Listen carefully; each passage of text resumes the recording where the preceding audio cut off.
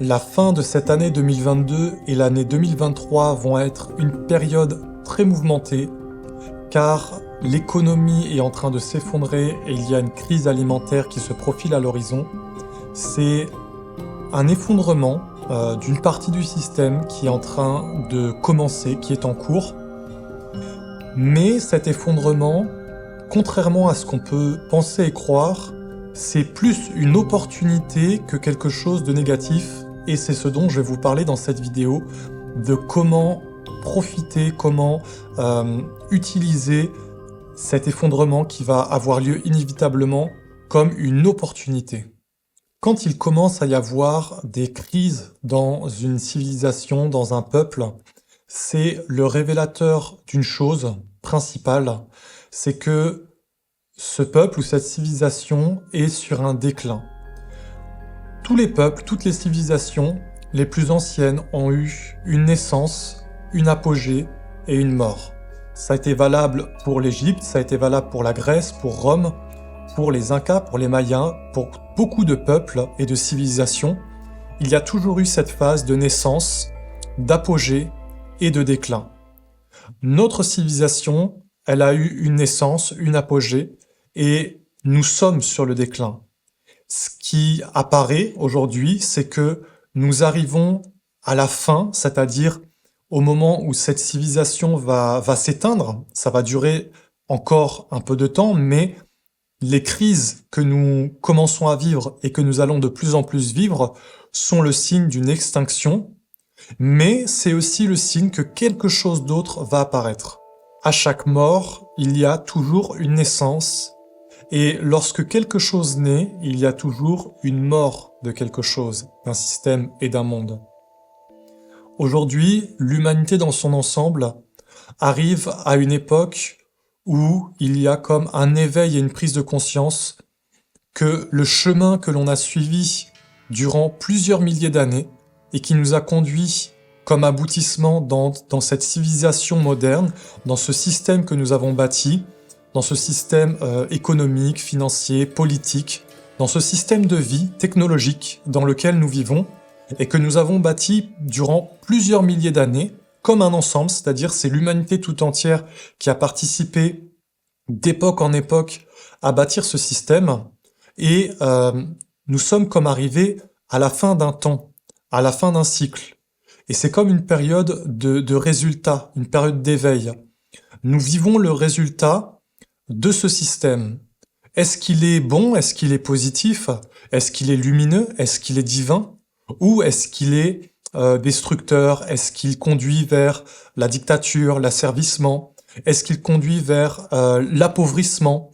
Ce sont des grandes questions et beaucoup d'êtres vont s'éveiller dans cette période à la réalité de ce que le système fait apparaître. Avec le point de vue de la tradition essénienne, avec le point de vue de ma tradition et de l'enseignement de la lumière, de cette tradition qui est éternelle et immortelle, le monde actuel est une prison pour l'âme.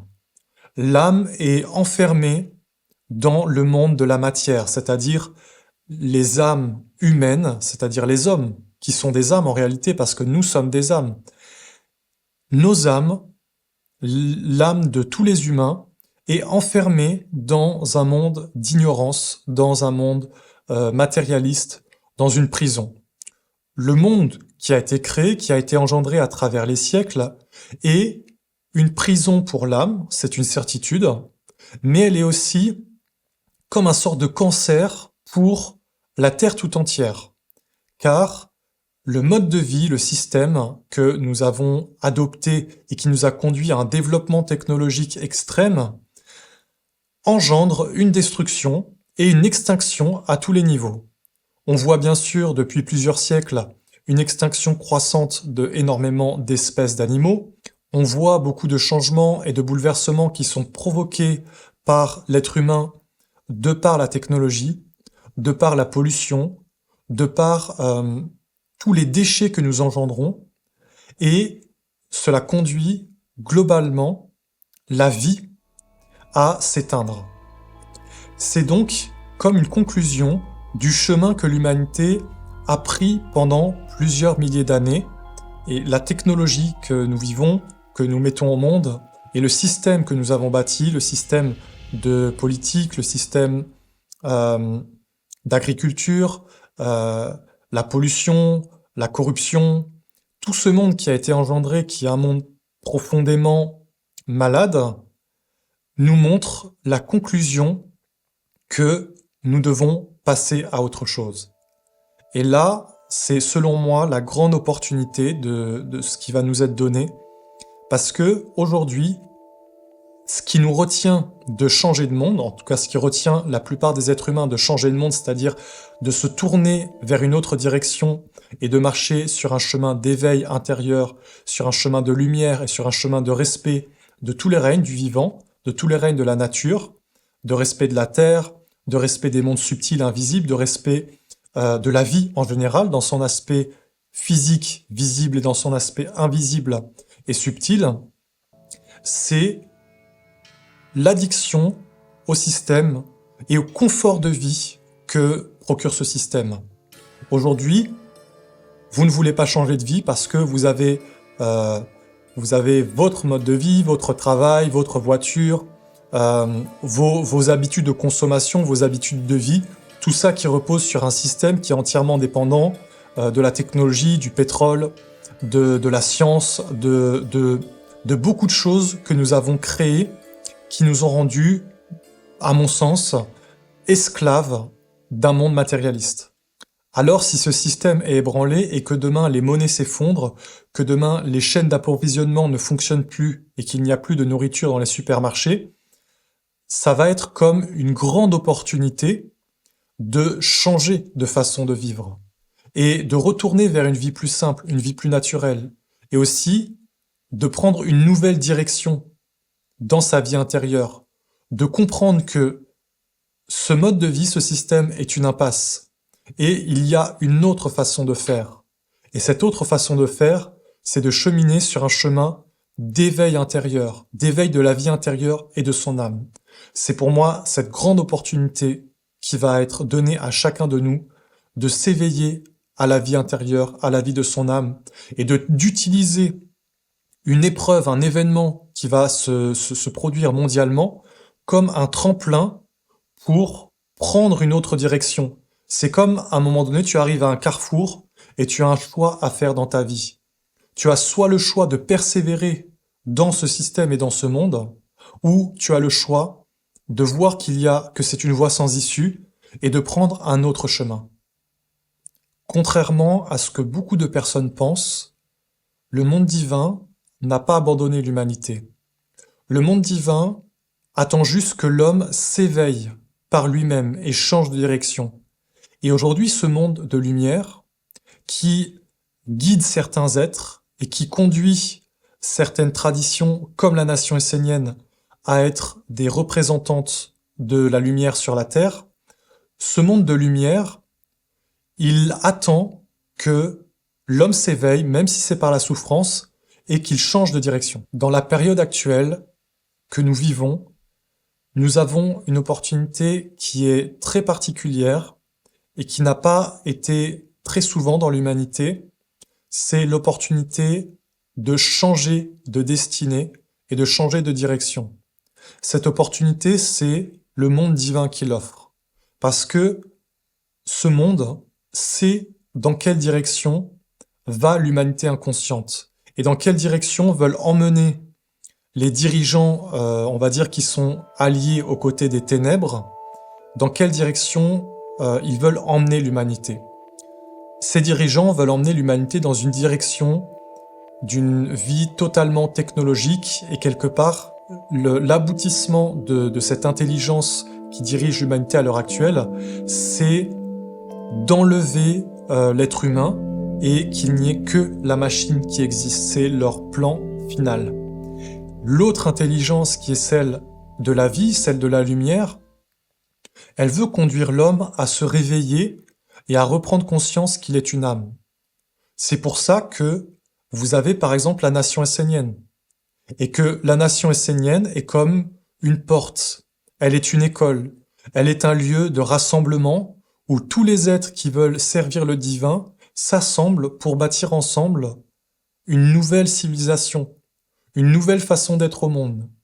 Une façon d'être au monde qui est basée sur des valeurs, sur des vertus, sur la connaissance des lois divines, sur le respect de tous les règnes, sur un mode de vie simple, en harmonie avec la nature, mais surtout sur un chemin initiatique qui conduit l'homme à renouer le lien avec son être supérieur. Et ça, c'est le fondement, parce que enlever ça, enlever le chemin initiatique qui permet à l'homme d'être un être divin sur la terre, comme cela a existé en Égypte, en Grèce et dans toutes les traditions qui ont porté le divin, enlever ce côté initiatique et il n'y a rien. Vous pouvez faire des communautés, des éco-villages et tout ça, mais vous ne serez pas dans une démarche de renouer le lien avec votre âme, avec le divin. Alors, dans cette période, il y a comme une opportunité de donner une force et une puissance au divin en voyant ce chemin qui est ouvert par le monde de la lumière et en choisissant d'emprunter ce chemin et de le faire apparaître.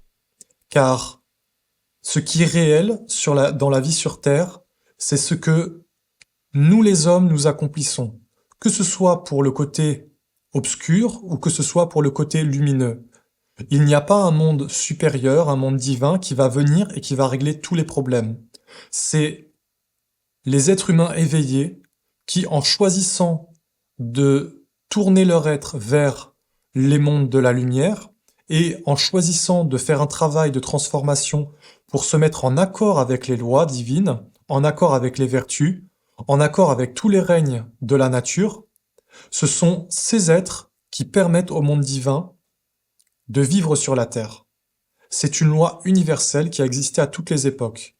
En Égypte, il y a eu la lumière parce que certains êtres ont été initiés et ont dédié leur vie à faire apparaître une civilisation de lumière. C'est exactement le même schéma qu'on a à travers la nation essénienne. Vous avez des êtres qui donnent leur vie pour faire apparaître une civilisation de lumière, et c'est comme une bénédiction, une porte ouverte pour toute l'humanité.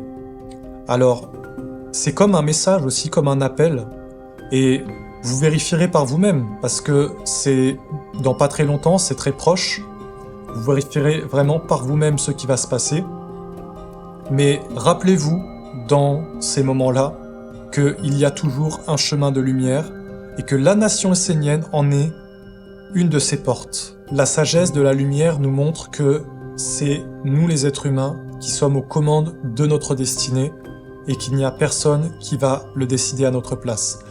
D'ailleurs, je vous invite à regarder ma vidéo sur la loi du karma, car dans cette vidéo, je parle justement de comment se forme la destinée et comment la loi de la destinée fonctionne.